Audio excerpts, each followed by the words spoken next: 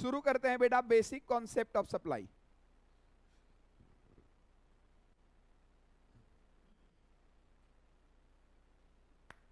देखो बेटा, आइए पहले एकदम इत्मीनान से मेरी बात सुनिए, सारी बातें मैं लिखवा दूंगा, कोई दिक्कत आपको नहीं होगी। मेरे तरफ देखो बेटा, डिमांड और सप्लाई चैप्टर 99.99% सेम होता है बेटा। इवन तुमने जो जो कॉन्सेप्ट डिमांड चैप्टर में किया था, एग्जैक्ट वही चैप्टर वही कॉन्सेप्ट बेटा तुम लोग सप्लाई चैप्टर में पढ़ोगे। फर्क होता है केवल बेटा इंटेंट का। जब आप लोग डिमांड पढ़ते हो तो कंज्यूमर के पॉइंट ऑफ व्यू से बेटा उस चैप्टर को पढ़ना होता है, लेकिन जब आप सप्लाई पढ़ते हो तो उसको प्रोड्यूसर के पॉइंट ऑफ व्यू से पढ़ना होता है।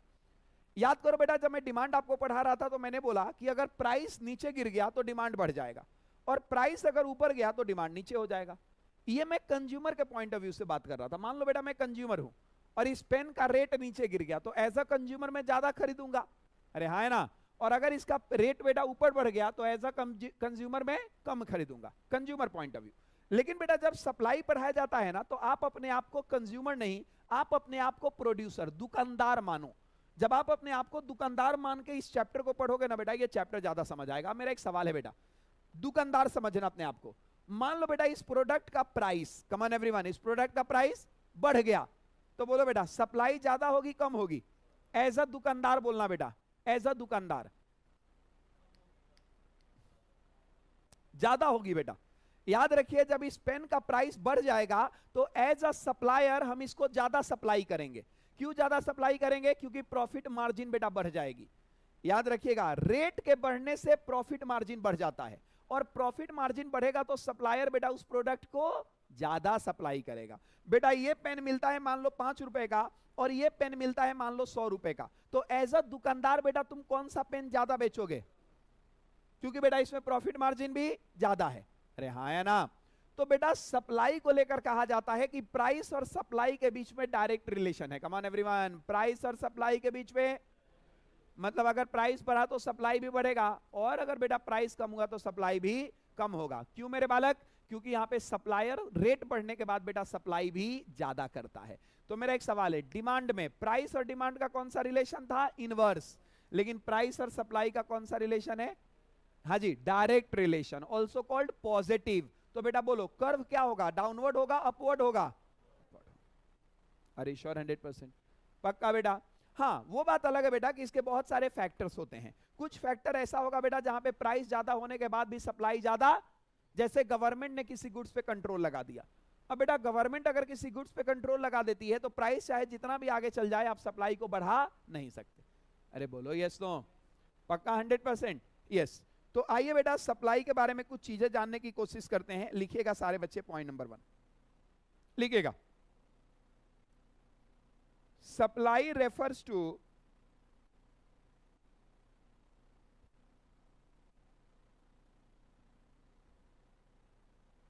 quantity of commodity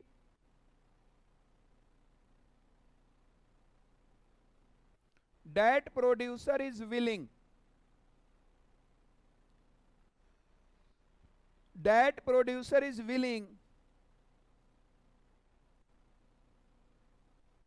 and able to offer for sale at different price during particular period of time। बेटा जी अगर आप ध्यान से देखो तो इसमें 3 बात निकल के सामने आती है। सप्लाई का मतलब एक ऐसा क्वांटिटी होता है जो प्रोड्यूसर विलिंग है, साथ में एबल है, काहे के लिए? सेल करने के लिए, डिफरेंट प्राइस पर, पर्टिकुलर टाइम पे। सर अगर इतना लंबा डेफिनेशन हमें पढ़ना आता तो हम भी टीचर नहीं हो जाते? आजा बेटा, इसको शॉर्ट करके तुम 4 पॉइंट में बेटा पूरा डेफिनेशन लिख सकते हो। तो आ जाओ बेटा, मैं इस पूरे डेफिनेशन को ना 4 कीवर्ड्स में डिवाइड कर देता हूं। सप्लाई के लिए बेटा सबसे पहला विलिंगनेस का होना जरूरी है। मैं प्रोड्यूसर हूं बेटा, और मुझे घंटा कोई सेल वगैरह से फर्क पड़ता ही नहीं है, मैं चाहता ही नहीं बेचना, सप्लाई कर ही नहीं पाऊंगा। तो सप्लाई के लिए सबसे पहले बेटा नोट करते चलो साथ साथ, जब रुकना हो मैं खुद ही बोल दूंगा कि बेटा रुक जाओ। सप्लाई के लिए बेटा सबसे पहला विलिंगनेस टू सेल होना चाहिए। दूसरा बेटा केवल विलिंगनेस से काम नहीं चलेगा, एबिलिटी टू सेल भी होना चाहिए, औकात भी होना चाहिए सामान बेचने का, उतना रॉ मटेरियल भी तुम्हारे पास होना चाहिए। बेटा विलिंगनेस तो यह है कि भारत का सारा जहाज मैं ही बना के दूं। बेटा विलिंगनेस तो हमारी ये है कि पूरे भारत की सारी जहाजों का मैन्युफैक्चरिंग हम ही करें, लेकिन है रिसोर्सेस उतने नहीं बेटा, एबिलिटी नहीं है हमारी। भारत में एक एमआरआई मशीन नहीं बन पाता है। एमआरआई मशीन बेटा, सीटी स्कैन मशीन और एमआरआई मशीन जो है, भगवान ना करे कभी देखने का नौबत भी आए तुमको, लेकिन आप इस मशीन को देखोगे, मशीन भारत में नहीं बनती। भारत में हम क्या बनाते हैं जी, पेन बनाते हैं, इसको कवर कर देंगे, एक स्याही डाल देंगे और इसको ढक्कन बना देंगे और इसी पे बोल देंगे मेक इन इंडिया। एक भी भारत में बेटा एमआरआई या सीटी स्कैन मशीन नहीं बनता। सब भारत के डॉक्टर और हॉस्पिटल जितने भी लोग हैं, ये सब CT scan, MRI machine, X ray machine विदेश से मंगाते हैं। और बेशर्मी ये नहीं है कि आप नहीं मंगाते हो या नहीं मनाते हो, ये बेशर्मी नहीं है। बेशर्मी है कि जब आप विदेश से सीटी स्कैन, एमआरआई और एक्सरे मशीन मंगाओगे, सरकार कहेगी कि आप मुझे टैक्स दो, क्यों मंगा रहे हो तुम, ये बेशर्मी है। क्या बात क्लियर है क्या? हमारे देश में बेटा फ्लाइट का एक इजेक्ट सीट हम लोग नहीं बना पाते। फाइटर जेट्स बनाने की बात छोड़ो, इजेक्ट सीट नहीं बना पाते। फाइटर जेट्स में एक इजेक्ट सीट होता है, पता है ना आपको इजेक्ट सीट क्या कहते हैं? मान लो बेटा फाइटर जेट्स लेके उड़ गए पाकिस्तान को मारने के लिए, पाकिस्तान ने आपके ऊपर बेटा मिसाइल दाग दी और आपको पता चला कि मिसाइल पीछे से आ रही है और वो हिट करेगी मेरे फ्लाइट्स को, तो उसका पायलट का जो सीट होता है बेटा, उसमें एक बटन होता है इजेक्ट सीट। अब मान लो बेटा कि तुम्हें पता चला पीछे से मिसाइल आ रही है और मैं मर जाऊंगा, तो क्या करोगे? गेट खोल के कूद जाओगे? अरे नहीं भाई, गेट खोल के कूदोगे ये हवा से गर्दन टूट जाएगा। 3000, 4000, 5000 किलोमीटर पर आवर के हिसाब से फ्लाइट जेट बेटा उड़ती है। तो वहां पर एक इजेक्शन सीट होता है, आप बटन दबाओ, वो जो ऊपर का शीशा है बेटा, आपके पास हेलमेट रहता है, सर नहीं फूटेगा, आपके पास हेलमेट होता है, आप इजेक्ट सीट दबाओ, वो सीट आपको बेटा यहां से लगभग 20 फीट ऊपर लेके चली जाएगी, पूरा तोड़ते हुए शीशे को, और सर आपका नहीं फटेगा, हेलमेट होता है बेटा। मजा आता है? मजा भी नहीं आता, मैं आपको बोल रहा हूं। तो वो ऊपर 20 फीट लेके चली जाएगी। एक और रिस्क है बेटा, मान लो तुम अपने से गेट खोलोगे, कूदोगे, तब तक पंखी है उसका, वो तुम्हारी गर्दन काट देगा, तो 20 फीट ऊपर चले जाओगे, फिर उसके बाद फ्लाइट जो है वो नीचे गिर जाएगा और ऊपर से तुम पैरासूट लैंड लेकर आओगे, तो उसे इजेक्शन सीट कहते हैं। प्रेशर से 20-25 फीट ऊपर फेंक दिया, जो बेटा किया था अभिनंदन ने इजेक्शन सीट से ऊपर जाके बेटा नीचे गिरा था। हम लोग वो तक नहीं बना पाते। इजेक्शन सीट भी बेटा हम फ्रांस से मंगाते हैं। ये सुनो, पता नहीं हमारे देश के आईआईटी आईआईएम वाले पढ़ के क्या कर रहे हैं, कौन सा इंजीनियर बन रहे हैं ये। इससे अच्छा तो हम कॉमर्स वाले हैं, कम से कम डेबिट एंट्री और क्रेडिट एंट्री तो जानते हैं ना। ऐसा तो कोई बंदा नहीं कह सकता ना कि कॉमर्स पढ़ने वाला बंदा भारत की कॉमर्सिंग ट्रांजैक्शन की कॉपी विदेश से करता है। नहीं कह सकता ना कोई कि हम लोग अपनी अकाउंट्स मैनेजमेंट अमेरिका से सीख रहे हैं। हम अपनी जिस लाइन में है उस लाइन में हम लोग परफेक्ट हैं। अरे ये बेटा ये पता नहीं सुई बनाएंगे, इंजेक्शन बनाएंगे, काम की चीज कुछ भी नहीं बनाएंगे। तो बेटा एबिलिटी होना चाहिए, रिसोर्सेस होना चाहिए। अगर आपके पास रिसोर्सेस नहीं है, सप्लाई नहीं। तीसरा बेटा, तो ये तुम सप्लाई करोगे at different price, at different price. और चौथा बेटा ड्यूरिंग गिवन पीरियड, मतलब पर्टिकुलर पीरियड बेटा।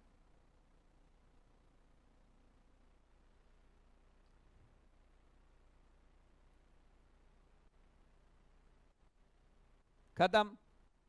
आ जाते हैं बेटा पॉइंट नंबर 2 पे। सर कौन कौन से ऐसे फैक्टर हैं जो सप्लाई को इफेक्ट करता है? पॉइंट नंबर 2 बेटा, पॉइंट नंबर 2 का हेडिंग डालो, फैक्टर अफेक्टिंग सप्लाई। अभी बेटा आपका इकोनॉमिक्स का कोई टेस्ट नहीं हुआ ना? अभी आप लोगों का कोई भी टेस्ट हुआ है? नहीं हुआ? नहीं हुआ, ठीक है। आप लोगों का टेस्ट बेटा अनाउंस हो जाएगा बहुत जल्दी। इकोनॉमिक्स में chapter number 1 plus demand, supply नहीं बेटा, चैप्टर नंबर 1 प्लस डिमांड का टेस्ट बेटा मैम अभी आपको बता देंगी। 2 से 3 दिन के अंदर आपका टेस्ट है। 30 से 40 क्वेश्चंस आपसे पूछे जाएंगे बेटा, चैप्टर नंबर 1 और डिमांड। यहां पे जितने भी बच्चे हैं बेटा जो मेरे से चैप्टर नंबर 1 नहीं पढ़े हैं, कितने बच्चे हाथ उठाओ बेटा। तो आपको घबराना नहीं है, लेकिन आपको टेस्ट जरूर देना है। रीजन है बेटा, चैप्टर नंबर 1 में इंट्रोडक्शन है, तो आपने बेटा भले मेरे साथ नहीं पढ़ा है, लेकिन आपने 11th वगैरह में पढ़ा होगा ना, तो इसलिए आप नहीं पढ़े हो, कोई दिक्कत नहीं बेटा, मैं पढ़ा दूंगा आपको, लेकिन आप टेस्ट जरूर अटेंड करना, ठीक है जी। क्योंकि चैप्टर नंबर 1 है बेटा, ये कोई ऐसा चैप्टर नहीं है जिसमें बहुत ज्यादा आपको दिमाग लगाना है। तो हर एक बच्चा बेटा टेस्ट अटेंड करना, यहां पर कोई पास होने के बाद हम आपको शील्ड नहीं देंगे, ऑब्वियस सी बात है। This test is your evaluation और आपके मन के थ्रेट को दूर करने के लिए किया जाता है। आ जाइए back to the concept. Factor affecting supply, बहुत सारे फैक्टर होते हैं बेटा जो सप्लाई को अफेक्ट करता है। सबसे पहला फैक्टर है बेटा प्राइस ऑफ कमोडिटी। सबसे पहला फैक्टर है बेटा जी प्राइस ऑफ कमोडिटी। और मैं आपसे पूछना चाहता हूं, बोलो बेटा, किसी प्रोडक्ट का अगर प्राइस बढ़ गया तो बहुत बढ़िया, सप्लाई भी बढ़ जाएगा। और अगर बेटा अगर प्राइस घट गया तो बोलो ना, सप्लाई भी घट जाएगा। यही कारण है, लगे हाथ निपटा दो इसको, लगे हाथ निपटा दो एरो बना के, डायरेक्ट रिलेशनशिप। बेटा जी इसको हम डायरेक्ट रिलेशनशिप कहते हैं। इसी को आप लोग पॉजिटिव या अपवर्ड कर्व भी कह सकते हो। डायरेक्ट रिलेशनशिप कोई बेटा पॉजिटिव रिलेशनशिप या अपवर्ड कर्व, कर्व अपवर्ड भी आप कह सकते हो, दोनों नाम से जाना जाता है। चलिए आगे चलिए, अब मुझे आप बताओ बेटा, अगला पॉइंट मुझे हेल्प करिए। बोलो बेटा कॉस्ट ऑफ प्रोडक्शन। बोलो किसी प्रोडक्ट का अगर कॉस्ट बढ़ गया, बेटा रुक जाइए, अगर किसी प्रोडक्ट का कॉस्ट बढ़ गया, बता बेटा क्या होना चाहिए? अगर किसी प्रोडक्ट का कॉस्ट बेटा बढ़ गया तो सप्लाई पे क्या असर आना चाहिए? कोई दिक्कत नहीं बेटा, तू अपने आप को क्या मानेगी? मैंने बोला था ना दुकानदार। बोल बेटा तू एक दुकान पे बैठी हुई है और तेरे पास दो सामान है बेचने के लिए। एक सामान है उसका कॉस्ट अचानक बढ़ गया, लागत बढ़ गई है उसकी, और एक का कॉस्ट उतना ही है, मतलब जितना था, तो तू कौन सा बेचना चालू कर देगी? जो पहले वाला है, जिसका कॉस्ट बढ़ा नहीं है। जिसका कॉस्ट बढ़ गया बेटा उसको तू नहीं बेचेगी। क्यों? क्योंकि कॉस्ट बढ़ गया तो इसका मतलब प्रॉफिट कम हो गया। नहीं समझे? ये पेन बेटा बनाने में मुझे 10 रुपए लगे और मैं 15 में बेचता था, तो मेरे को प्रॉफिट कितनी होती थी? 5 रुपया बेटा। अच्छा, अब मैं अभी बेच रहा हूं 15 में ही, लेकिन कॉस्ट बढ़ के 13 रुपया हो गया, तो अब मेरे को प्रॉफिट कितनी हो गई? तो पहले प्रॉफिट कितनी होती थी, अब कितनी हो रही है? तो मैं ज्यादा बेचूंगा कम बेचूंगा? कम बेचोगे। कोई दिक्कत नहीं, कोई दिक्कत नहीं बेटा, ध्यान रखिएगा। जो बच्चा बेटा नहीं होता ना उस बैकग्राउंड का, आप लोगों के लिए ये सब आंसर आसान लगता होगा।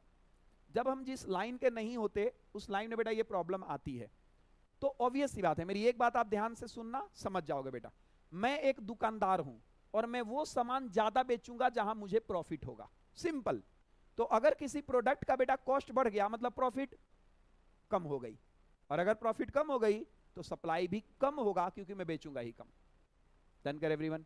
तो बेटा कॉस्ट बढ़ गया तो जी सप्लाई कम, और अगर बेटा कॉस्ट घट गया तो सप्लाई ज्यादा, क्योंकि प्रॉफिट मार्जिन ज्यादा हो जाएगी। आगे चलो बेटा,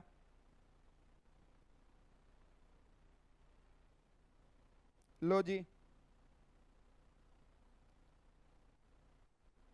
मान लो बेटा मार्केट में बेटर टेक्नोलॉजी आ गई। अब आप लोग सारे बच्चे बताओ बेटा, अगर मार्केट में बेटर टेक्नोलॉजी आ गई तो बेटर टेक्नोलॉजी आने से बेटा सप्लाई पे, बेटर टेक्नोलॉजी आने से सप्लाई ज्यादा होगा, और अगर बेटर टेक्नोलॉजी कम हो गया तो सप्लाई कम हो जाएगा। क्यों मेरे बालक? क्योंकि टेक्नोलॉजी अच्छी होगी तो तुम ज्यादा से ज्यादा प्रोडक्शन करोगे, और प्रोडक्शन ज्यादा करोगे तो बेटा सप्लाई भी ज्यादा होगा।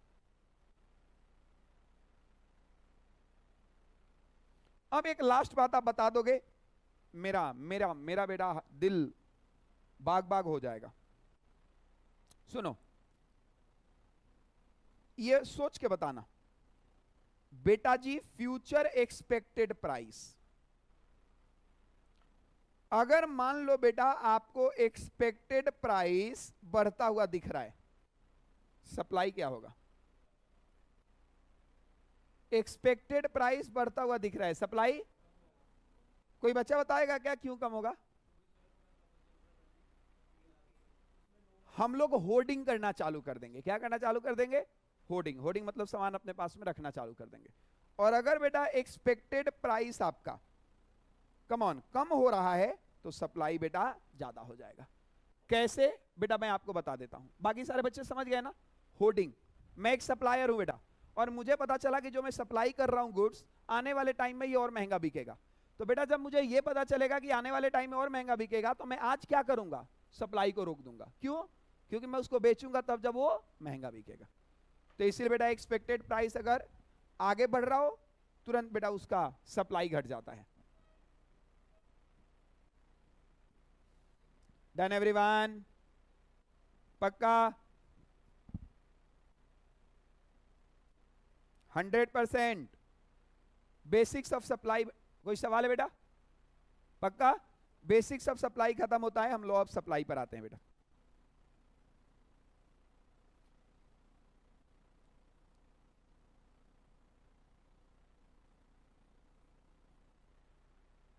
हम लोग बेटा जी लॉ ऑफ सप्लाई पर आते हैं।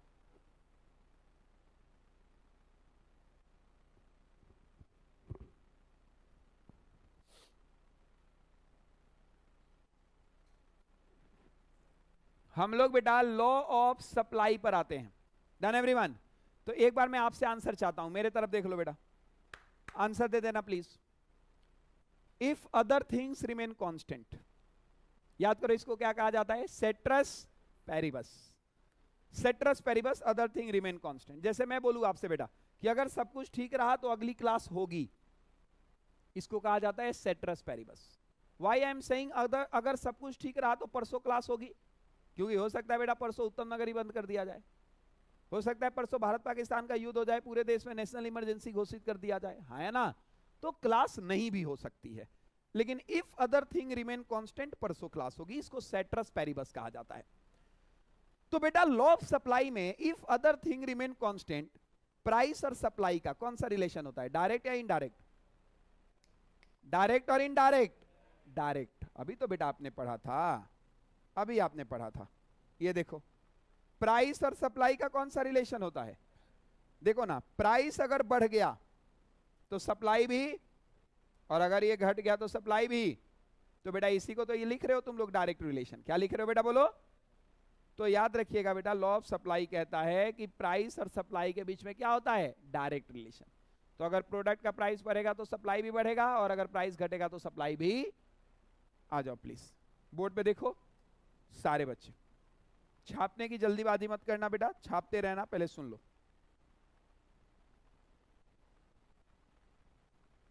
हाँ जी, ये देखो बेटा अब क्या बोला गया? बोला गया बालक अदर थिंग्स बीइंग इक्वल। क्या बोला बेटा? Other things being, if the price of commodity falls, supply quantity will also क्या बोलो बेटा? डिक्रीज। सिमिलरली अगर प्राइस ऑफ कमोडिटी क्या हो जाता है बोलो बेटा? इंक्रीज। तो इस सिचुएशन में it's supply, come on everyone, it's supply quantity will क्या बोलो बेटा? ऑल्सो। इसीलिए देयर इज क्या बोलो बेटा? Direct relationship between quantity, supply और प्राइस। बेटा इसको ना आप इस तरीके से समझने की कोशिश करो, प्लीज सुन लो बेटा। मान के चलो किसी प्रोडक्ट का प्राइस 30 रुपया था, कम ऑन एवरीवन, कितना? तो बेटा उसका सप्लाई कितना था? अब मैंने प्राइस को बढ़ा दिया, तो जब प्राइस बढ़ेगा तो सप्लाई भी, क्योंकि डायरेक्ट रिलेशन है ना बेटा।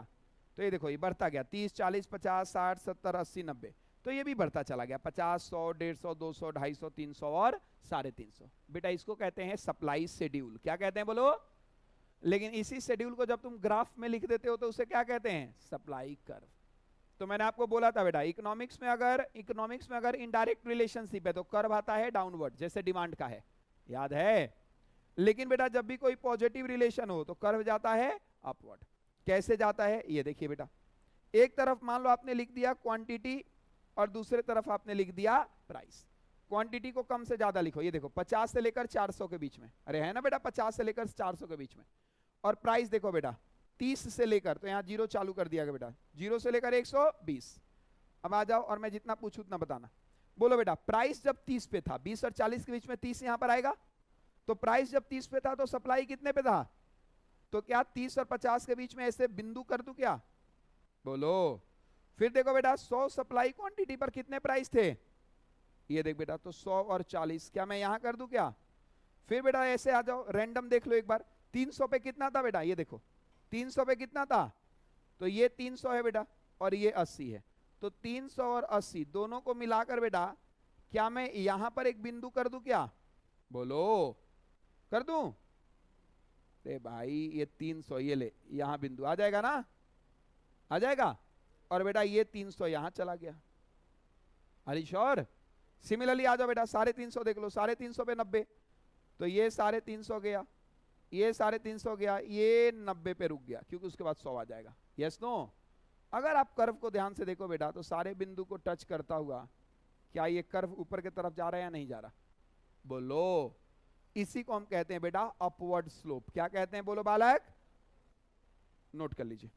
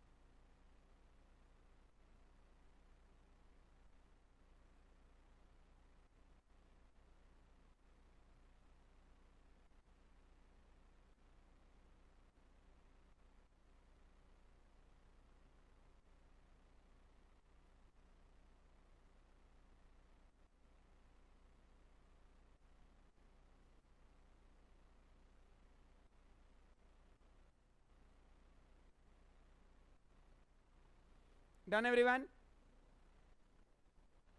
ये लो बेटा,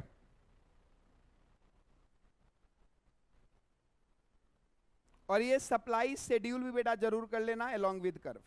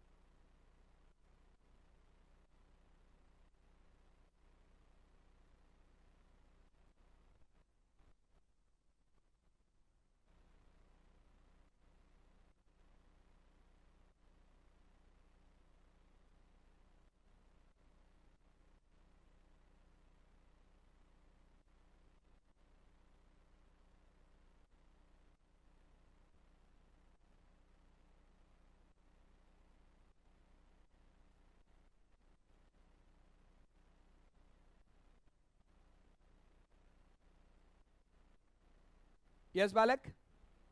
डन? ठीक है। अब यहां पर सवाल यह पैदा होता है बेटा कि सर ऐसा क्यों, ऐसा क्यों, क्या कारण है?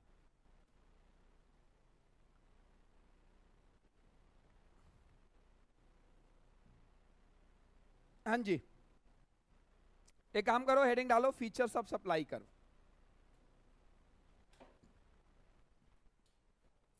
एमसीक्यू का बेटा पिटारा है, समझ लीजिएगा। जैसे मैंने डिमांड कर्व के बेटा फीचर्स बताए थे, सप्लाई कर्व का भी बेटा यही फीचर्स है। सुनिएगा प्लीज, लिखिएगा मत, लिख लीजिएगा बेटा एक साथ। Features of supply curve. Should I move further? Okay, तो आ जाओ बेटा और 2 मिनट मेरी बात ध्यान से सुनो प्लीज। बोलो बेटा, सप्लाई कर्व डाउनवर्ड स्लोप में है, अपवर्ड स्लोप में है? ठीक है जी। नेगेटिव स्लोप है, पॉजिटिव स्लोप है? रुक जाओ, इसमें मैं थोड़ा सा इसको एक्सप्लेन करना चाहता हूं। बेटा क्या यही पॉजिटिव स्लोप को हम डायरेक्ट रिलेशन भी कहते हैं? और ये लिखा भी है, देखो बेटा, sloping of supply curve explain करता है कि लॉ ऑफ सप्लाई का डायरेक्ट प्राइस और demand relationship which describe a direct price and supply relationship. हाँ है ना बेटा? ये क्या एक्सप्लेन करता है कि प्राइस और सप्लाई का क्या है? बोलो बेटा, डायरेक्ट। तो इसलिए मैं इस पॉइंट को आपको लिखवाऊंगा भी नहीं, यहीं पे आप डायरेक्ट रिलेशन लिखो। लेकिन मेरा एक सवाल है आप लोगों से, वाई डायरेक्ट रिलेशन? प्राइस के बढ़ने पर सप्लाई क्यों बढ़ जाता है? 3 कारण होते हैं बेटा इसको। कम ऑन एवरीवन, कितने कारण होते हैं? पहला होता है बेटा प्रॉफिट मोटिव। क्या बोलो? सिंपल सी बात है ना बेटा, जहां पर पैसा ज्यादा, कम ऑन एवरीवन, जहां पर पैसा, लोग उसी को बेचेंगे भी ज्यादा, चूंकि पैसा ज्यादा मिलेगा। आपको नहीं लगता बेटा कि जैसे पैसा ज्यादा हो जाएगा, मतलब प्रॉफिट मार्जिन बढ़ जाएगी, न्यू फर्म एंट्री करेगी मार्केट में? नहीं समझे? इधर देखो, मैं आपको समझा रहा हूं। मान लो बेटा पहले केवल और केवल एम इंस्टीट्यूट था, and I am telling you, इस पूरे एरिया में बेटा सीएस के लिए वंस अपॉन अ टाइम सिर्फ एम इंस्टीट्यूट था। लेकिन धीरे धीरे बेटा लोगों ने देखा कि ओ भाई, एजुकेशन में तो पैसा है। तो बेटा धीरे धीरे आप देखेंगे तो बाकी सारे प्लेयर्स भी देखकर आने लग गए। अब बेटा जब बाकी सारे प्लेयर्स लेकर आए, तो जब मार्केट में आए तो उन्होंने सप्लाई को बढ़ाया या कम किया? बेटा प्रोड्यूसर के आने से सप्लाई बढ़ता है। तो याद रखिएगा, न्यू फर्म एंट्री, ये भी एक कारण है बेटा। जब प्रॉफिट बढ़ता है, प्राइस बढ़ता है तो प्रॉफिट बढ़ता है, प्रॉफिट बढ़ता है तो देख के लोग, नए नए लोग मार्केट में आते हैं, न्यू फर्म एंट्री। और उसके बाद बेटा तीसरा, बेटर यूटिलाइजेशन ऑफ रिसोर्सेज। जब प्रॉफिट मार्जिन बढ़ता है ना, तो लोग बेटा और अच्छे तरीके से अपना काम करते हैं ताकि ज्यादा से ज्यादा प्रॉफिट कमा पाए। यस, तो बेटर यूटिलाइजेशन ऑफ रिसोर्सेज। बेटा ये 3 कारण होते हैं। तो अगर कोई तुमसे बोले कि प्राइस और सप्लाई का डायरेक्ट रिलेशन क्यों है, क्यों है बेटा? 3 कारण। पहला प्रॉफिट मोटिव, दूसरा न्यू फर्म एंट्री, और तीसरा बेटर यूटिलाइजेशन ऑफ रिसोर्सेज। अच्छा अब सुनो बेटा, मैंने आपको बताया था कभी कभी डिमांड कर बेटा स्ट्रेट लाइन हो जाता है। बताया था डिमांड चैप्टर में कि कभी कभी डिमांड कर्व क्या होता है? Straight line. तो क्या कभी सप्लाई भी स्ट्रेट लाइन हो सकती है क्या? बिल्कुल हो सकती है बेटा। प्राइस बढ़े या घटे, सप्लाई पे कोई असर? आवाज दो। प्राइस बढ़े या घटे, सप्लाई पे कोई असर? मैं बता रहा हूं बेटा, जितने भी नेचुरल रिसोर्सेस हैं, कोयला, पानी, हवा, इनका बेटा सप्लाई कैसा है? कांस्टेंट है। आप प्राइस को कम कर दोगे तो ऐसा नहीं बेटा कि कोयला बहुत ज्यादा निकलने लग जाएगा। अरे भाई नेचुरल रिसोर्सेस से उतना ही निकलेगा जितना निकलना था। बोलो। तो sloping of the supply curve, come on everyone, क्या होता है बेटा? बोलो। Yes, sloping of supply curve explain the law of supply, जो डिस्क्राइब करता है। अरे ये तो हो चुका था बेटा, हटा इसको। आगे देखिएगा अगले पॉइंट पर बेटा। तो ये बोला गया सप्लाई कर्व में भी समटाइम क्या बोलो? Straight line. और इसी को हम लोग कहते हैं फ्री हैंड कर्व। क्या कहते हैं बेटा? और एक लास्ट पॉइंट ये लिख लो, मार्केट सप्लाई बेटा ऑब्वियस सी बात है, टोटलिंग ऑफ क्या बोलो? आपको याद करो, मैंने ये बात डिमांड में ही बताया था कि बेटा याद करो, market demand is totalling of individual demand, बताया था ना? वैसे ही बेटा सप्लाई का भी। नोट कर लीजिए इसको।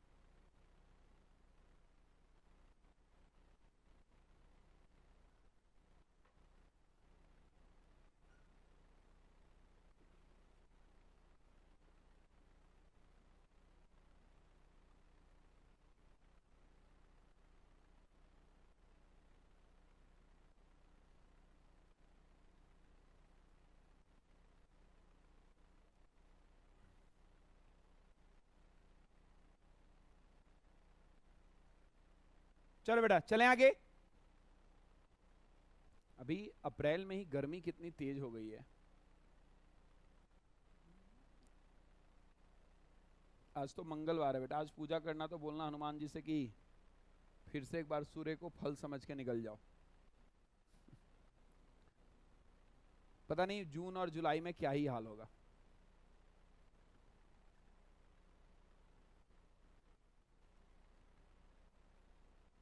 चले आगे चलें, ठीक है हटा दो बेटा, बहुत बढ़िया। आते हैं बेटा अगले कॉन्सेप्ट पर। इतना बेकार टॉपिक, जो टॉपिक बेटा तुम ऑलरेडी जानते हो। टू बी वेरी फ्रैंक मैं इस पे टाइम नहीं लगाना चाहता। आ जा बेटा, सारे बच्चे प्लीज बोलना, अगर बोलोगे लिखवा दूंगा, बोलोगे तो आगे बढ़ जाऊंगा। याद करो, मैंने आपको डिमांड में बताया था movement of demand, shift of demand, movement of demand, shift of demand. मैंने बोला था बेटा कि ये देखो, मान लो पहले बेटा तुम यहां पर थे और यहां पर थे, तो तुम्हारा कर्व बेटा ऐसे बना था। अब अगर तुम मान लो प्राइस को बढ़ा दिए तो यहां चले जाओगे, तो यहां चले जाओगे तो तुम्हें डिमांड को कम करना पड़ेगा। बताया था? बोलो, upward movement, downward movement, rightward shift, leftward shift, बताया था नहीं बताया था? जब प्राइस चेंज हो रहा है तो मूवमेंट, और जब अदर फैक्टर हो रहा है तो शिफ्ट। बताया था ना? याद आ रहा है क्या? पक्का 100% खाओ कसम, याद आ रहा है पक्का? इधर देख बेटा, एग्जैक्ट वो दोनों कॉन्सेप्ट आपको यहां भी रिपीट करना है। सप्लाई में क्या सप्लाई में मूवमेंट नहीं होती बेटा? अरे क्यों नहीं होती भाई, ये लो मूवमेंट होती है। ये ले बेटा, मान ले कि तूने एक सप्लाई कर्व खींचा। यस, तुमने क्या किया बेटा, एक बोलो सप्लाई कर्व, और आप यहां पर थे, तो जब यहां पर थे तो बेटा आप यहां पर आ जाओगे, हाँ है ना? अब मान लो तुम्हें क्वांटिटी बढ़ानी है, तो आप यहां से बढ़ के यहां चले गए, तो जब यहां से बढ़ के यहां चले गए तो ये देख बेटा, प्राइस भी तो बढ़ गया ना। तो देखो, प्राइस जब बढ़ा तो क्वांटिटी भी बढ़ गया। हम इसको मूवमेंट कहेंगे। क्या कहेंगे? अरे भाई ये तो सिंपल है ना, कि जब तुम प्राइस बढ़ाओगे तो क्वांटिटी बढ़ेगी, प्राइस घटाओगे तो क्वांटिटी भी। अरे श्योर 100%? तो बेटा ये कराऊं या मैं आगे बढ़ जाऊं? एग्जैक्ट डिटो कॉन्सेप्ट है बेटा डिमांड की तरह। अरे श्योर? पक्का आगे बढ़ जाऊं, कहीं कोई दिक्कत नहीं है? सिमिलरली आ जाओ बेटा, इधर देखो, ये देखो, अगर मान लो बेटा तुम्हें क्वांटिटी सप्लाई को क्या करना है, इंक्रीज। बोलो बेटा क्या? तो आपको अपवर्ड मूवमेंट करना होगा। अभी बताया था ना मैंने कि जब सप्लाई को बढ़ाना है तो हम ऊपर जा रहे हैं बेटा, अपवर्ड मूवमेंट, और जब अगर सप्लाई को घटाना हो तो बेटा हम क्या कर रहे हैं, डाउन। तो एक काम करो बेटा, एक काम करो, मैं स्किप तो करवा दूंगा, लेकिन है क्या कि बच्चा बेटा एग्जाम में जाके इतना भी दिमाग नहीं लगा पाता कि ये कॉन्सेप्ट वैसा ही है। तो आप हेडिंग डाल दो, बस मैं क्रक्स लिखवा देता हूं बेटा। हेडिंग डालो, movement and shift of demand curve.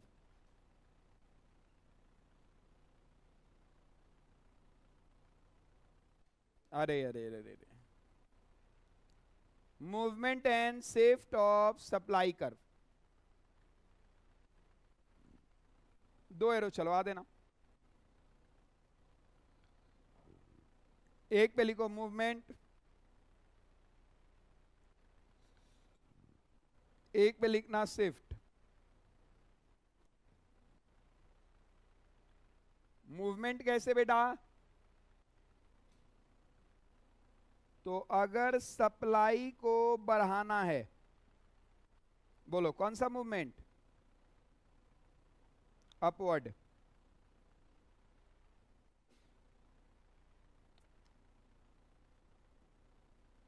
और अगर बेटा सप्लाई घटाना है,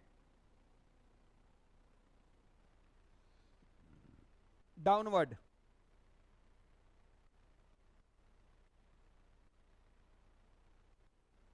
सिमिलरली बेटा आ जाइए शिफ्ट के तरफ, ये देखो, अगर सप्लाई बढ़ाना है तो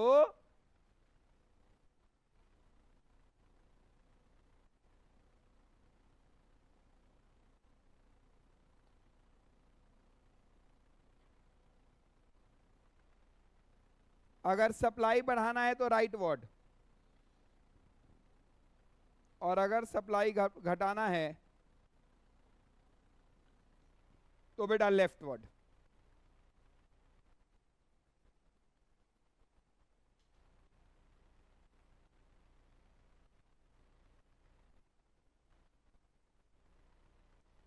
हो गया बेटा? यस। अब एक बात मुझे बता दो, एक बात छोटा सा मुझे और बताओ, बताओ यहां पर प्राइस मूव हो रहा है या अदर फैक्टर? आवाज नहीं आ रही आपकी। प्राइस मूव हो रहा है अदर फैक्टर? तो बेटा ये काम हो रहा है ड्यू टू प्राइस, और ये काम हो रहा है ड्यू टू, ये लो बेटा।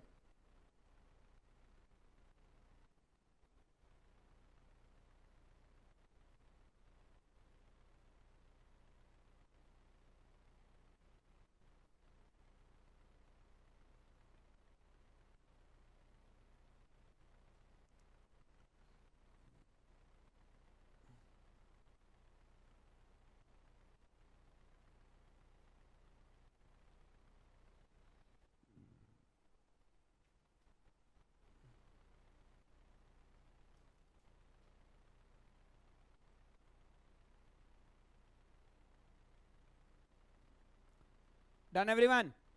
तो बेटा ये कॉन्सेप्ट आपको बताने की जरूरत थी नहीं, टू बी वेरी फ्रैंक, क्योंकि ये पॉइंट्स बेटा आप ऑलरेडी जानते हो। हाँ या ना बोल दो बेटा एक बार, यस। अब आ जाते हैं बेटा अगले कॉन्सेप्ट पर। एक्चुअली ये चैप्टर बेटा पूरा डिपेंड होता है किस पे बोलो बेटा? डिमांड पे, एकदम डिटो डिमांड पे। अब मैं आने वाला हूं बेटा इलास्टिसिटी ऑफ सप्लाई। किस पे आने वाला हूं? पढ़ा है क्या आपने? क्या पढ़ा है? Elasticity of demand. याद करो, इलास्टिसिटी ऑफ डिमांड में मैंने आपको एक वर्ड बोला था, रेस्पॉन्सिवनेस, कि प्राइस के मूवमेंट से डिमांड पे कितने से मूवमेंट असर आ रही है, हम इसको रेस्पॉन्सिवनेस कहते हैं। याद है ना बेटा? तो यहां भी इलास्टिसिटी ऑफ सप्लाई में क्या पढ़ेंगे बेटा? रेस्पॉन्सिवनेस। किसका रेस्पॉन्सिवनेस? प्राइस का, इनकम का, क्रॉस का, एडवर्टीजमेंट का। याद आया क्या जो मैंने आपको डिमांड में पढ़ाया था?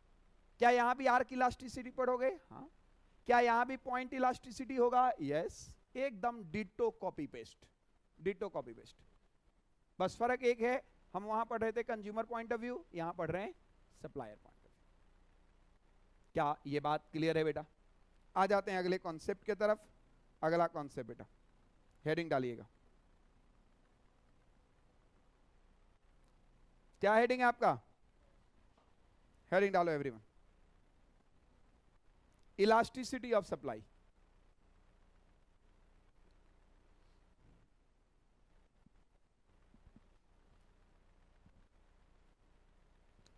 अच्छा, आप मुझे इलास्टिसिटी ऑफ डिमांड का बेटा फॉर्मूला बताना।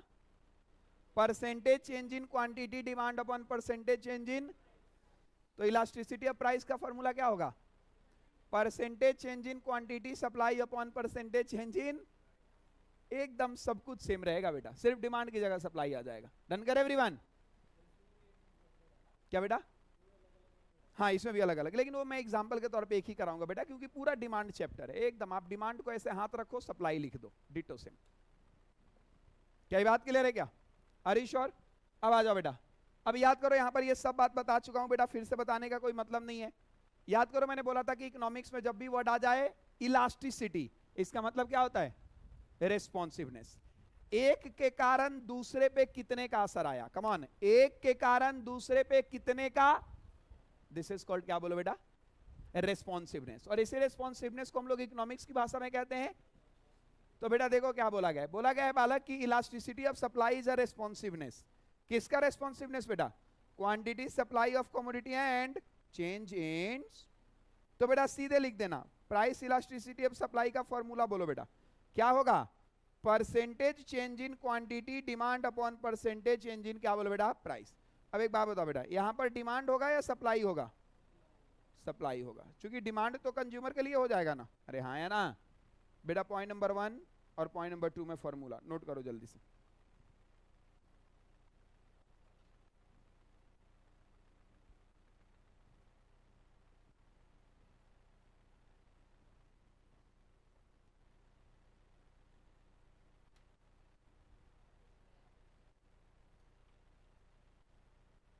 हाँ जी,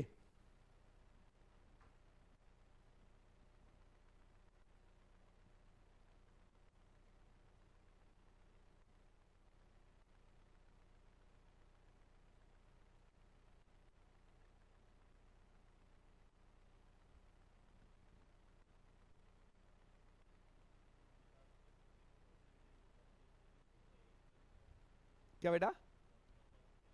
नहीं, बिल्कुल नहीं है बेटा, यहाँ तो परसेंटेज आप पढ़ रहे हो ना, ये तो परसेंटेज मेथड है बेटा। बेटा वो अलग अलग है, पॉइंट इलास्टिसिटी डैश परसेंटेज या प्रोपोर्शनल मेथड।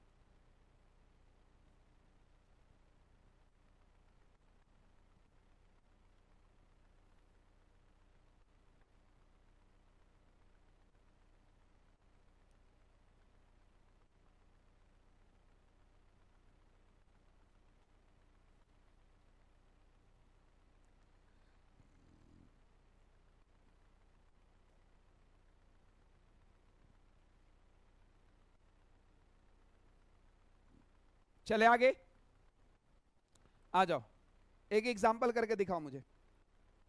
हो गया बेटा, फॉर्मूला तो लिख दिया ना, आ जाओ एक एग्जांपल करके दिखाओ। क्वांटिटी 500 था, 800 हो गया। क्यों मेरे भाई? क्योंकि प्राइस 10 थी, 15 हो गई। मुझे ईएस निकाल के दिखाओ। ईएस बोले तो बेटा इलास्टिसिटी ऑफ क्या बोलो बेटा? सप्लाई। 15।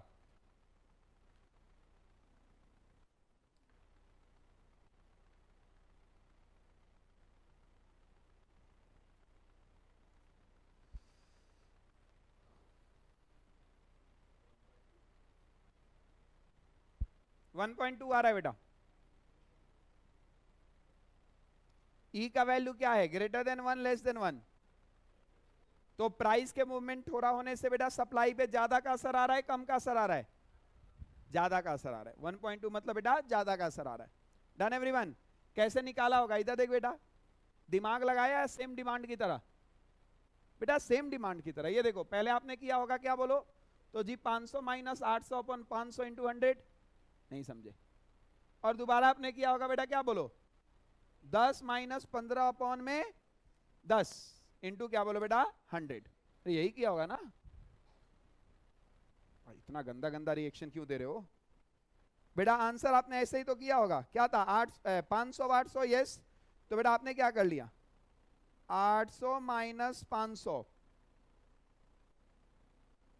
अपॉन में क्या बोलो बेटा 500 इंटू 100 किया ना बेटा? अरे new minus old upon old into 100, नहीं समझ आया? New minus old upon old into लिखवाया था भाई डिमांड में। इधर देखो new minus old upon old into 100, similarly new minus old upon old into, पक्का यही आपने किया है बेटा, यही आपने किया है।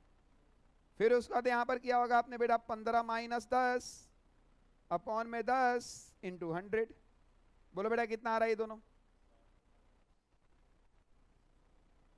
ये आ रहा है 60 और ये आ रहा है, बस निकल गया बेटा answer. 60 upon 50 is equal to बेटा 1.2 आएगा। 1.2 ई की वैल्यू बेटा यहां पर क्या है बोलो? ग्रेटर देन 1 है। एकदम डिमांड की तरह चल रहा है बेटा, मैं टाइम पास कर रहा हूं, ये सारी बात ऑलरेडी आप कर चुके हो, कोई नई चीज यहां पे नहीं सीख रहे हो आप। डन कर एवरीवन? Yes no? ठीक है, आ जाओ बेटा। यहां भी पॉइंट इलास्टिसिटी का फॉर्मूला लिखवा दूं? पॉइंट इलास्टिसिटी का बेटा फॉर्मूला लिखवा दूं क्या? अरे यार, पॉइंट इलास्टिसिटी का फॉर्मूला लिख लो बेटा, डिमांड में भी आपने लिखा था, change in quantity upon change in price into P upon Q. इसका मैंने क्वेश्चन भी कराया था बेटा, बोलोगे तो फिर करा के दिखा दूंगा, जाके देख लेना बेटा। पॉइंट इलास्टिसिटी का डिट्टो फॉर्मूला ये लिखवाया था मैंने डिमांड में, डिट्टो। मैंने बोला था बेटा कि वो डी को भी हम चेंज बोलते हैं इकोनॉमिक्स में। डी को क्या बोलते हैं? तो change in quantity upon change in price into price upon quantity. Cross कर देंगे ना बेटा, ये प्राइस यहां चला जाएगा, ये क्वांटिटी यहां पर आ जाएगा, क्रॉस कर देंगे। क्वेश्चन करोगे? करो करो बेटा, एक एग्जांपल ले लो, याद कर, ऐसा ही क्वेश्चन कराया था मैंने। Supply function Q is equal to 20 plus 3P। आपको निकालना है बेटा जी फाइंड, क्या फाइंड करना है? इलेक्ट्रिसिटी कह रहा हूं बेटा, elasticity of supply at P is equal to 10। जब बेटा quantity is equal to 20 plus 30P था, तो बताओ ES का वैल्यू क्या होगा जब प्राइस 10 होगा। तो यहीं से क्वेश्चन ज्यादा आता है आपके एग्जाम में। जब हम क्वेश्चन करेंगे तो देखेंगे बेटा, यहां से प्रैक्टिकल क्वेश्चन आता है। बार बार बोल देगा कि बताओ ये सप्लाई फंक्शन है तो E का वैल्यू क्या होगा इस पर, ऐसे करके सवाल पूछता है। और मैंने कराया था बेटा ये क्वेश्चन, याद करो। मैंने आपको एक मैथमेटिक्स का लॉजिक दिया था कि कोफिशिएंट ही डेरिवेशन हो जाता है। सबसे पहले P का वैल्यू निकाल दो, यस, डेरिवेटिव करके। देखते हैं बेटा, देखते हैं, ट्राई करो। मैं हूं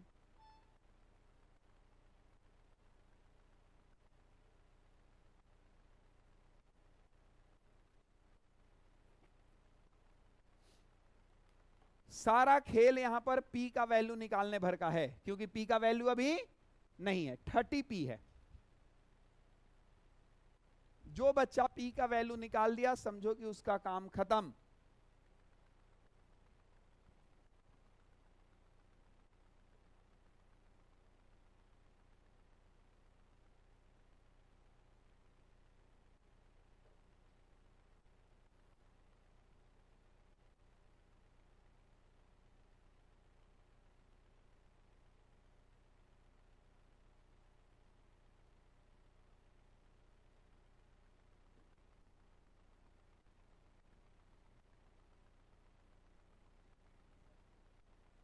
हाँ जी, 0.6। एक बच्चे का आ रहा है 0.9। Yes, answer is 0.6। 0.6, but still try बेटा एवरीवन।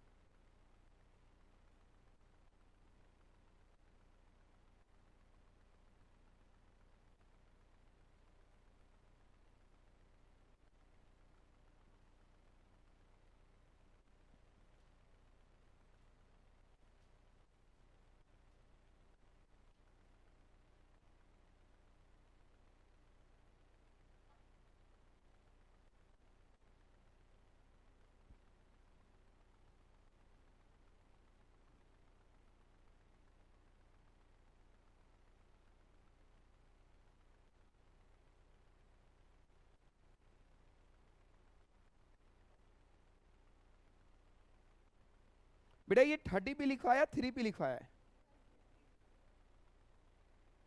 अंतर आएगा कुछ आंसर में?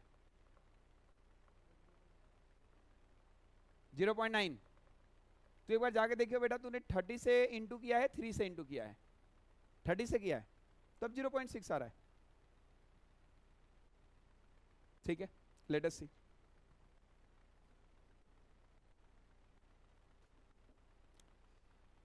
बेटा सच में अगर आपका अभी तक क्वेश्चन सॉल्व नहीं हुआ, इसका मतलब आपने प्रीवियस क्लास को घर पे जाके रिवाइज नहीं किया था। अपने कलेजे पे हाथ रख के बोलो मैं सही बोल रहा हूं गलत बोल रहा हूं। कितने बच्चे घर जाके पिछली क्लास को रिवाइज किए थे? देखो बेटा, कलेजे पे हाथ रख के बोलना है। 3 बच्चे हाथ उठा रहे हैं और इन तीनों बच्चों का बेटा आंसर आया हुआ है। देखो बेटा, आप मेरी बात समझो। मैंने बोला था आपसे, और मैं खुद ही बोलता हूं कि इकोनॉमिक्स आसान है। बाकी पेपर के कंपैरिजन में ये पेपर आसान है, मैं इस बात को एक्सेप्ट करता हूं। लेकिन इसका मतलब ये थोड़ी हुआ कि आप इसको ध्यान ही नहीं दोगे। आप ये मत सोचो बेटा कि आप 11th 12th में पढ़कर आए हो तो क्यों नहीं निकल रहा क्वेश्चन। और शर्म की बात क्या है बेटा कि हमने पिछली क्लास में की थी। जाना एक बार सारे बच्चे पॉइंट इलास्टिसिटी ऑफ डिमांड पे जाओ। सारे बच्चे पॉइंट इलास्टिसिटी ऑफ डिमांड वाले टॉपिक पे जाओ। सेम डिट्टो क्वेश्चन कराया था बेटा। अगर एक भी लाइन अलग हुआ होगा नाम बदल दूंगा। मेरी तरफ से पार्टी एक समोसे की।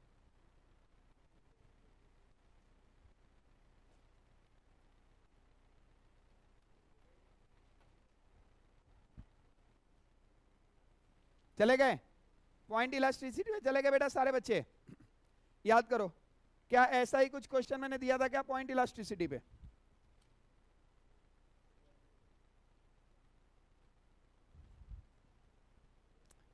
बेटा पॉइंट इलास्टिसिटी का जो मैंने टॉपिक आपको कराया हुआ है, अगर आप यहां पर ध्यान से देखो तो फॉर्मूला डिटो यही था, change in Q upon change in P into P upon Q. और क्वेश्चन वहां पर दिया था मैंने कि बेटा Q इज इक्वल टू, अगर मान लो 100 माइनस 2P हो, अरे भैया यहां पर 2 की जगह 30 लिख दिया है मैंने, यही तो अंतर है। और नहीं तो सेम फाइंड EP की वैल्यू जब P इज इक्वल टू 10 है, डिटो क्वेश्चन है। तो याद करो मैंने क्वेश्चन में आपको क्या बताया था कि बेटा ध्यान रखना कोफिशिएंट ही डेरिवेशन बन जाता है। मतलब अगर बेटा मान लो कि DQ और DP मतलब चेंज इन D अपॉन बेटा change in P both become same is equal to 30। अरे हाँ है ना, मैंने बेटा आपको बताया था कि कोफिशिएंट ही डेरिवेशन बन जाता है। हिंदी में लिखवाया था बेटा मैंने आपको कि जब भी ऐसा क्वेश्चन आए तो सबसे पहले P का वैल्यू निकालो। और याद रखना बेटा change in Q, come on everyone, क्या बोलो बेटा, चेंज इन Q अपॉन चेंज इन क्या बोलो बेटा P, दोनों हो जाएगा 30, दोनों हो जाएगा। अब अगर दोनों 30 हो जाएगा तो बस अब इसको फॉर्मूले में पुट कर दो बेटा। ये देखो Q is equal to 20 plus same आ जाएगा। बोर्ड पे देखो सारे बच्चे नालायक को छापने में जल्दी रहते हो और सॉल्व करने के टाइम में पीछे। Q is equal to 20 plus हो जाएगा। अब आ जाओ बेटा, उसके बाद क्या करे जी, तो 30 P की वैल्यू दी गई है क्या, हाँ जी दी गई है, कितना 10, अरे दी गई है ना। बताओ बेटा निकाल के दिखाओ कितना आ रहा है, कितना आ रहा है 320, 320। अब क्या करेंगे बेटा, क्या करेंगे, बस इसको पुट करो फॉर्मूले पे, कितना आ जाएगा 30 अबव 30 अपॉन 32, 30 अपॉन 32 कितना आ रहा है 0 पॉइंट। तो यहां पे E का वैल्यू क्या है बेटा, लेस देन 1 है। इनइलास्टिक कॉन्सेप्ट है ये।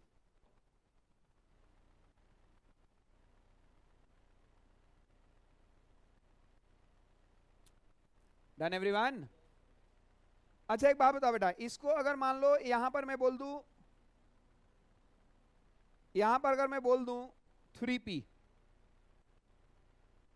बेटा बस ये चेंज हो जाएगा।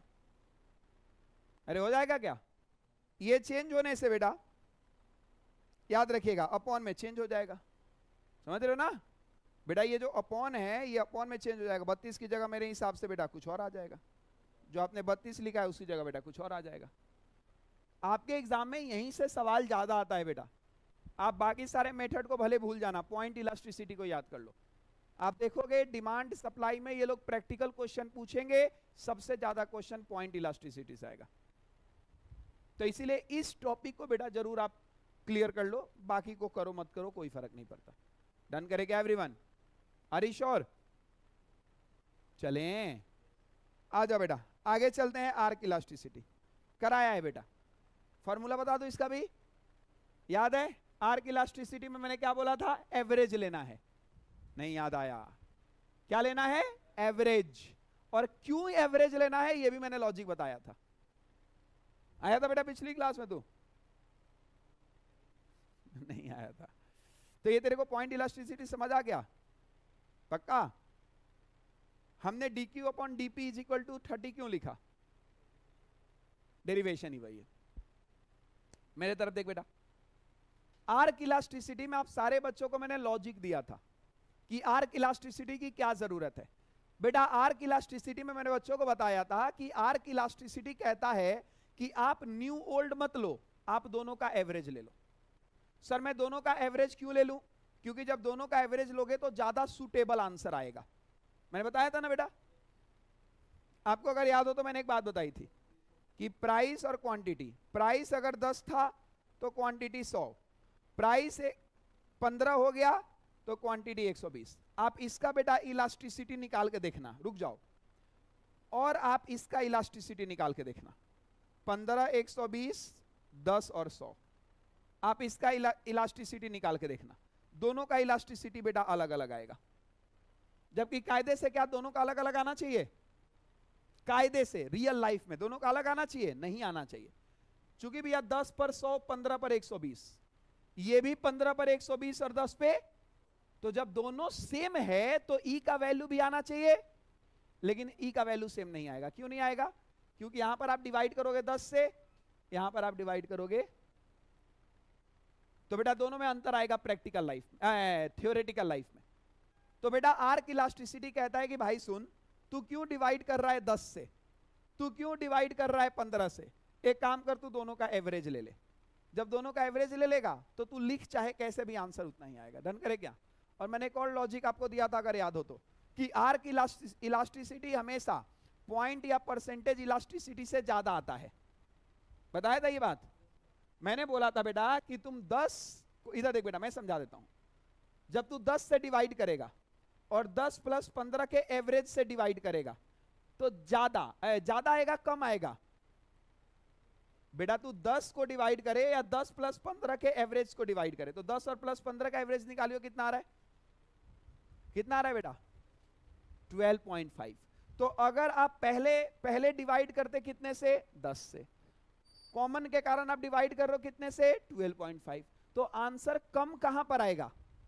12.5 वाले में। 12.5 वाले में बेटा कम आएगा, ज्यादा नहीं आएगा। आर्क इलास्टिसिटी हमेशा ज्यादा है कम? बेटा डिवीजन फैक्टर जब ज्यादा होगा तो आंसर कम आएगा ज्यादा होगा? कम आएगा बेटा।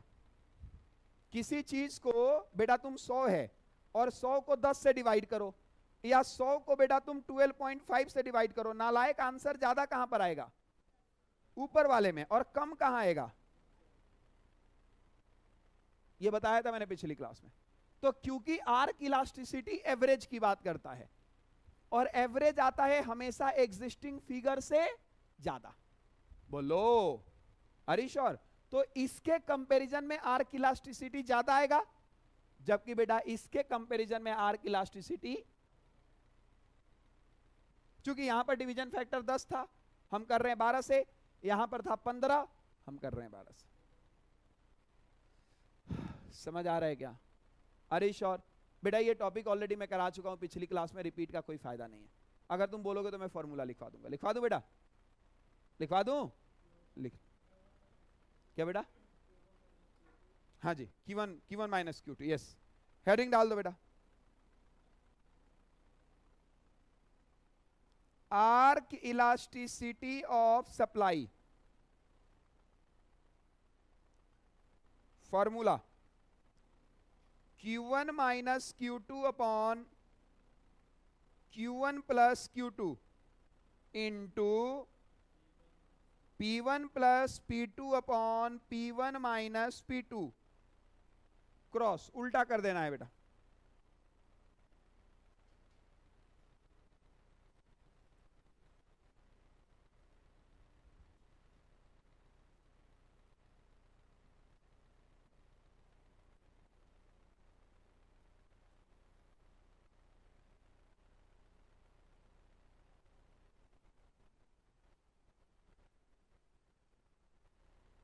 Done everyone? खत्म हो जाता है बेटा ये।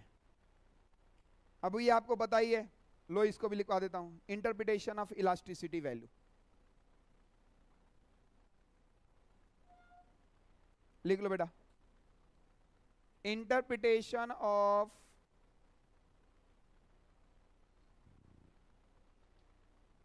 Elasticity value.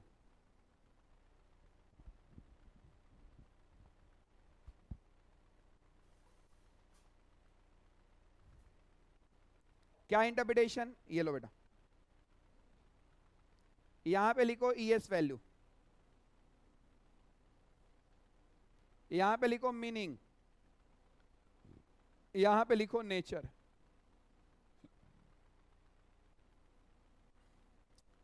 अगर ES इज इक्वल टू 0 आ रहा है, समझ लेना सप्लाई में चेंज घंटा है, मतलब no change in supply,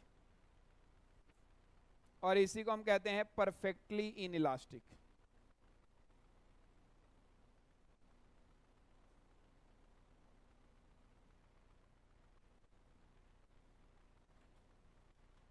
curve बनेगा,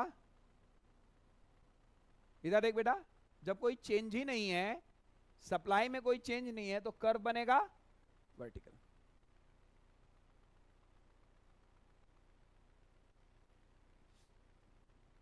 आगे अगर बेटा आपका ES का वैल्यू लेस देन 1 है, इसका मतलब रेस्पॉन्स है लेकिन कम है, इन इलास्टिक कर्व बनेगा, याद है, स्टीपर, स्टीपर बनेगा बेटा।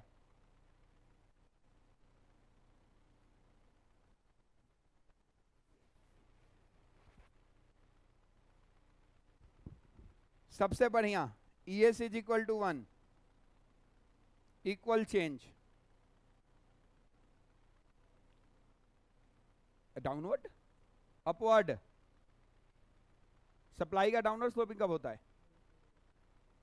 45 डिग्री लाइन।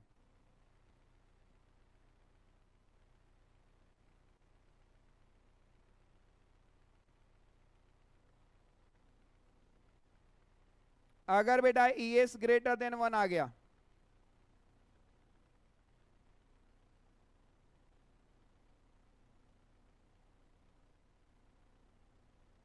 हाईली रेस्पॉन्सिव,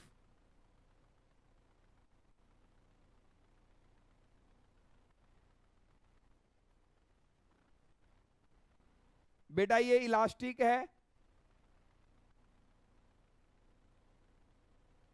और कर्व आपका फ्लैट बनेगा।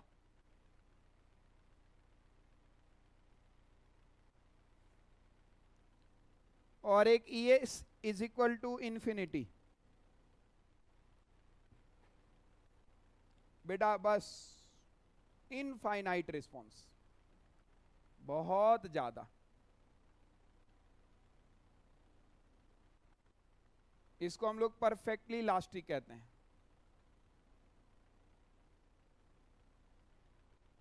और याद करो कर्व यहां पर क्या होता है? हॉरिजॉन्टल, याद है?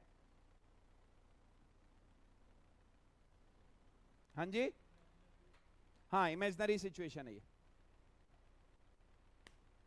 अब अगर किसी बच्चे को कर्व देखना है तो उसका भी इलाज है, उसका भी इलाज है बेटा। हो गया ये लो। अगर आपको दिल से ऐसा लग रहा है कि सर हमें कर्व दिखाओ, तो बेटा ये दिखा सकते हैं। ये लीजिए, यहां पर ये कर्व है बेटा, ये देखो, वर्टिकल। प्राइस बेटा बढ़ता गया, घंटा सप्लाई वहीं का वहीं रुका हुआ है, हाँ या ना? स्टीपर बेटा, प्राइस का मूवमेंट ज्यादा हो रहा है तो क्वांटिटी का मूवमेंट कम हो रहा है। ये बेटा 45 डिग्री पर एकदम परफेक्ट, मेरा वाला 45 डिग्री नहीं बेटा, 37 डिग्री हो गया। आगे ये देखो, ये फ्लैटर, और ये बेटा क्या बोलो? हॉरिजॉन्टल। प्राइस सेम है, बस सप्लाई पता नहीं क्यों बढ़ता जा रहा है। Yes no? तो अगर बेटा कर्व देख के लिखना है लिख सकते हो। खत्म होता है बेटा यहां पर आपका इलास्टिसिटी ऑफ सप्लाई का कॉन्सेप्ट। नेक्स्ट क्लास में मैं इक्विलिब्रियम प्राइस के बारे में बात करूंगा। किसके बारे में बात करूंगा? मैं एक हिंट दे देता हूं आज की क्लास में, याद करो।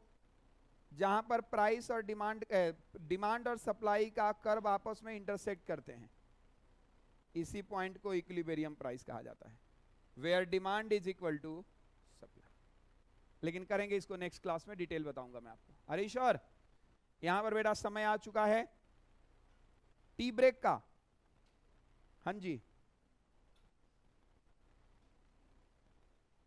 समय आ चुका है बेटा क्वेश्चन बैंक सीरीज का।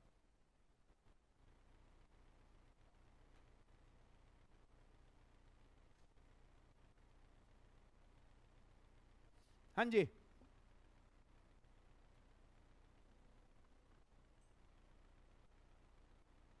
आ जाओ। 10-12 क्वेश्चन सॉल्व करने की कोशिश करते हैं। पहले बेटा ये देखिए, यूनिट नंबर 2 आज मैंने चालू किया था क्या आपके साथ? आवाज दो। सप्लाई करा दिया, price related technology, factor of production करा दिया, लॉ ऑफ सप्लाई करा दिया, सप्लाई शेड्यूल और कर्व करा दिया, हाँ ना, इंडिविजुअल और मार्केट बता दिया। ये देखो, ये वाला टाइम पास करा दिया, ये फिर उसके बाद याद करो बेटा, इलास्टिसिटी ऑफ सप्लाई बता दिया, और कर्व किसका कौन सा होगा बता दिया, बहुत बढ़िया।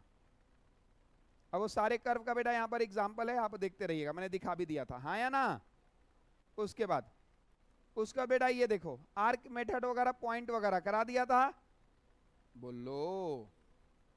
अब बेटा मैं नेक्स्ट क्लास में आपसे expansion and contraction in supply curve, जैसे डिमांड के साथ था बेटा, एक्सपेंशन एंड कॉन्ट्रैक्शन याद आ रहा है, मूवमेंट और शिफ्ट वाला करा चुका हूं बेटा, करा चुका हूं ना ये, यस। यहां से चालू करेंगे, क्या बोलो बेटा, unit number 3 consumer behaviour. Consumer behaviour वही बेटा, मैं आपको प्राइस डिटर्मिनेशन की बात करूंगा, इक्विलिब्रियम प्राइस की बात करूंगा, ठीक है। तो ये अपन नेक्स्ट क्लास में बात करूंगा। हालांकि ध्यान रखना बेटा यहां पर कंज्यूमर बिहेवियर में यूटिलिटी भी आता है, क्या आता है बोलो बेटा, यूटिलिटी थ्योरी। तो नेक्स्ट क्लास में एक नया कॉन्सेप्ट आपके साथ चालू करेंगे अपन, नया कॉन्सेप्ट।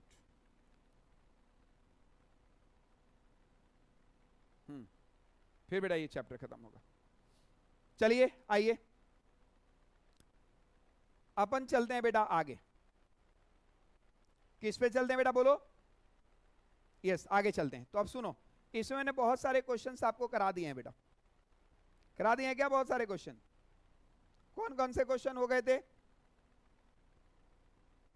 ये सब करा दिया था मैंने आपको। Due to increase in price of coffee demand for tea increases, करा दिया था, ये सब करा दिया था बेटा, मुझे जहां तक याद है शायद मैंने आपको 35-40 क्वेश्चन तक करा दिए थे। हम लोग कुछ आगे बढ़ते हैं बेटा उससे, कुछ नई चीज देखने को मिले।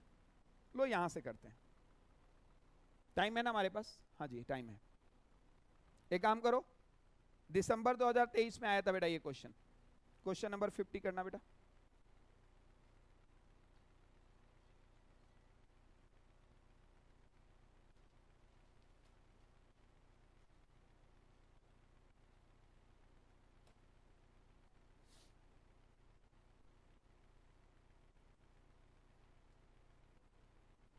प्लीज बात ना करें बेटा,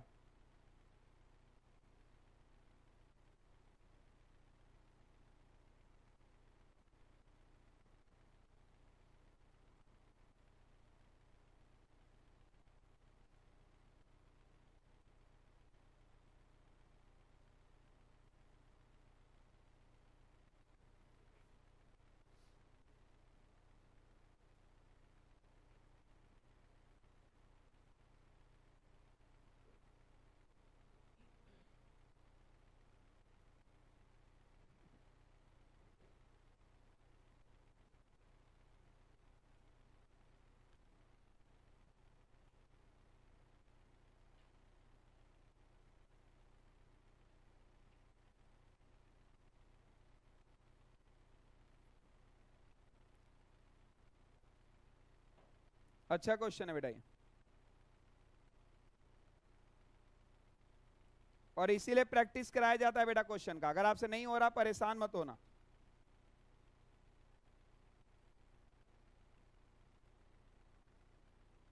हो गया आपका, कितना आ रहा है, very nice very nice very nice. Hint दे दूं मैं आपको, परसेंटेज चेंज इन निकालना है बस, और अगर एक बार आपका परसेंटेज चेंज आ जाए, जो एग्जिस्टिंग कमोडिटी है उतने से बेटा बढ़ा दो, नई कमोडिटी आ जाएगी। सर फॉर्मूला कौन सा यूज होगा, सेम सेम फॉर्मूला यूज होगा।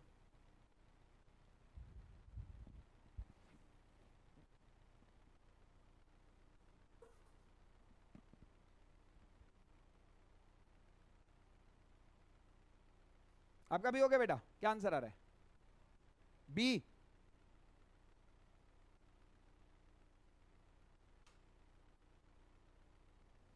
लिखते चलो,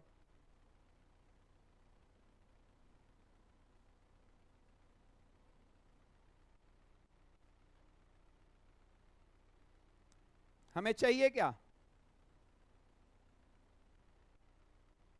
बस मैं हिंट दे रहा हूं बेटा, आप मेरे को बैसाखी समझो, आप अपना पैर मत समझ लो मेरे को।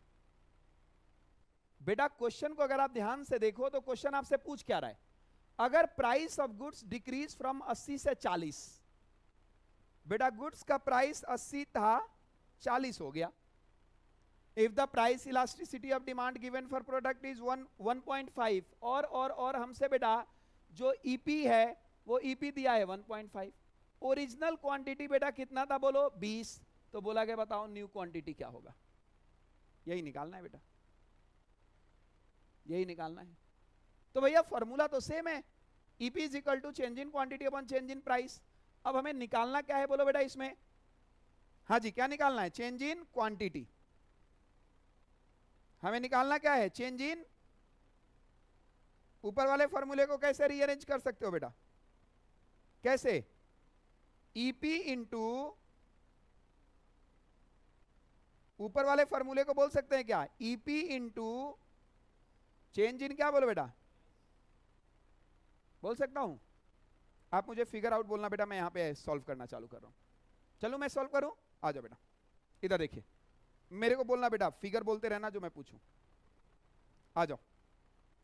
पहले मुझे बताओ प्राइस क्या है बेटा, 80 से घट के आगे चलो बेटा, ईपी की वैल्यू क्या है और Q1 ओरिजिनल क्वांटिटी कितनी है, और आपको बेटा Q2 ढूंढना है। फॉर्मूला हमारा सेम है, फॉर्मूला में कोई अंतर नहीं बेटा, जैसे सम्मान के साथ कोई समझौता नहीं वैसे ही बेटा फॉर्मूला के साथ कोई समझौता नहीं। ईपी इज इक्वल टू क्या है बेटा, percentage change in quantity upon percentage change in, बेटा आपसे वो पूछ क्या रहा है, चेंज इन क्वांटिटी पूछ रहा है ना बेटा, तो परसेंटेज चेंज इन क्वांटिटी को आप रीअरेंज करो, इलास्टिसिटी ऑफ प्राइस इनटू क्या बोलो बेटा, परसेंटेज चेंज इन क्या आ जाएगा यहां पर, अरे आ जाएगा क्या, पक्का, आ जाओ बेटा अप्लाई करिए। आप मुझे बताना परसेंटेज चेंज इन प्राइस कितना है, बोलो बेटा पुराना प्राइस कितना था, पुराना 80, नया, तो कैसे निकाला जाता है चेंज इन प्राइस, नया माइनस पुराना अपॉन पुराना, मतलब 40 माइनस 80 अपॉन 80 इंटू क्या बोलो बेटा, कितना आ रहा है ये, चेक करो कितना आ रहा है, कितना आ रहा है 50%। अगर ये नेगेटिव में आ भी रहा होगा तो हम क्या इग्नोर कर सकते हैं क्या, नेगेटिव इग्नोर, बेटा मैंने लिखवाया भी था, नेगेटिव आप इग्नोर करिए। तो बेटा जी चेंज इन प्राइस आपका आ गया, कितना आ गया बोलो 50%। आ जाओ चेंज इन क्वांटिटी निकालो, चेंज इन क्वांटिटी, अब सुनो बेटा चेंज इन क्वांटिटी आपका कैसे निकलेगा, यूनिट कितना था आपका टोटल, कितना था 50 था बेटा, अरे 50 है ना, इनटू कर दो डायरेक्टली कितना बोलो बेटा 1 पॉइंट, तो कितना आ गया ये 75%। नहीं समझे क्या, कैसे किया मैंने ये, फिर से देखो बेटा, मैंने 50 क्या लिया है, 50 मैंने क्या लिया है बेटा, चेंज इन क्वांटिटी लिया है, बहुत बढ़िया, चेंज इन क्वांटिटी, अरे ये चेंज इन क्वांटिटी तो निकाला है नालायक, रुक जाओ रुक जाओ रुक जाओ, ये गलती से मैंने यहां पर प्राइस लिख दिया ना बेटा, ये चेंज इन क्वांटिटी है ना बेटा, आई एम सो सॉरी, अरे हम चेंज इन क्वांटिटी निकाल रहे थे ना, तो बेटा चेंज इन क्वांटिटी निकाल रहे तो ये 50% क्या आया,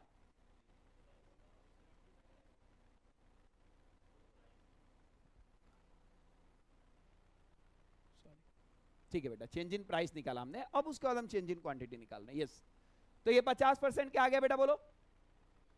अब हम चेंज इन क्वांटिटी कैसे निकालेंगे,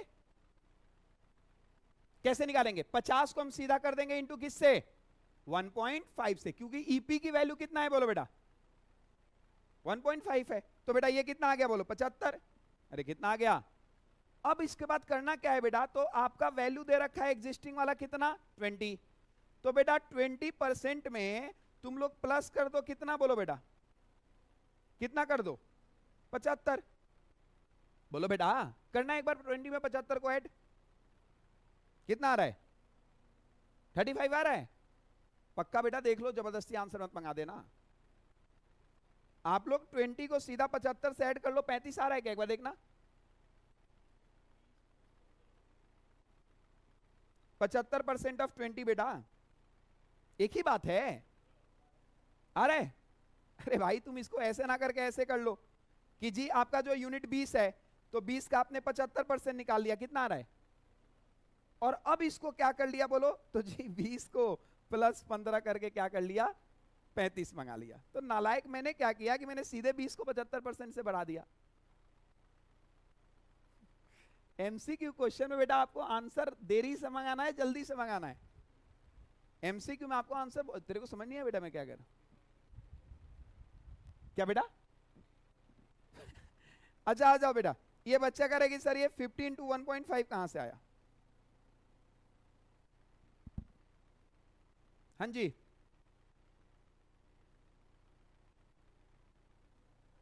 बेटा 50 into 1.5 कैसे आया ये? बेटा 50 चेंज इन प्राइस है, तो जब चेंज इन प्राइस आपका 50 है और इलास्टिसिटी ऑफ प्राइस भी बेटा आपका कितना है,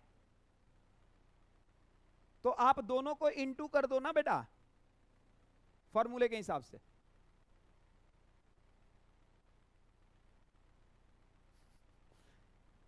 कोई बात नहीं बेटा, इससे जल्दी आंसर ऐसे नहीं आ सकता। आप समझिए, मैं आपको 11th 12th वाला तरीका नहीं बता सकता बेटा। आप एमसीक्यू एग्जाम देने जा रहे हो और आपके पास 100 क्वेश्चन है और एक क्वेश्चन के लिए टाइम मिलेगा बेटा 1 मिनट के आसपास। मेरे तरफ देखो, कितने बच्चों को ये समझ नहीं आया? एनीवन? ईमानदारी से हाथ उठाओ बेटा। नहीं समझ आया कोई दिक्कत नहीं है। सारे बच्चों को समझ आ गया? देख बेटा तेरे को भी समझ आ जाएगा। नहीं नहीं नहीं, तब भी बेटा जबरदस्ती मैं समझाऊंगा एक बार और। मुझे तो ईपी का फॉर्मूला बता। Percentage change in quantity upon percentage change in, टिके रहियो इस बात पे। मुझे निकालना क्या है? परसेंटेज चेंज इन क्वांटिटी निकालनी है। तो बता बेटा क्या फॉर्मूला निकल के आ जाएगा? EP into change in price. तू ही कह रहा है ना ये बात? तू ही कह रहा है ना ये बात? अच्छा, हमारे पास बेटा ईपी है। हाँ है, कितना है? 1.5। बेटा बोर्ड पे देखो सारे बच्चे, भले सॉल्व हो गया हो। ईपी है हमारे पास 1.5, लेकिन क्या हमारे पास चेंज इन प्राइस है? तो जब हमारे पास चेंज इन प्राइस नहीं है, कोई बात नहीं, क्या हम चेंज इन प्राइस निकाल सकते हैं? हाँ जी, चेंज इन प्राइस हम निकाल सकते हैं। कैसे निकाल सकते हैं चेंज इन प्राइस? अरे चेंज इन प्राइस निकालने का फॉर्मूला दिया गया है, 40 माइनस क्या बोलो बेटा, 80 अपॉन 80 इंटू 100। कितना आ गया? तो बस हो तो गया बेटा। ये तेरा चेंज इन क्वांटिटी आ रहा है। कितना आ रहा है चेंज इन क्वांटिटी? 75%। यानी तेरा चेंज इन क्वांटिटी 75 है। तो तेरा ओरिजिनल क्वांटिटी कितना था? 20। तो 20 का बेटा तू 75 निकाल ले, 15 आएगा। तो बस 20 में 15 को तू ऐड कर ले, तेरा नया क्वांटिटी आ जाएगा। मैथ्स जैसे ऑल अबाउट प्रैक्टिस, वैसे ही बेटा it's all about a practice. रद्दी क्वेश्चन है ये, रद्दी।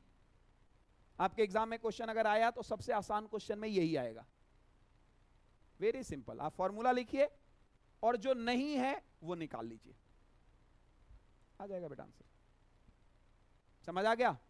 एक और क्वेश्चन की प्रैक्टिस करवाऊं क्या? Are you sure? एक काम करो बेटा, तुम्हारे पास बुक, सारे बच्चों को बुक मिल गई है क्या?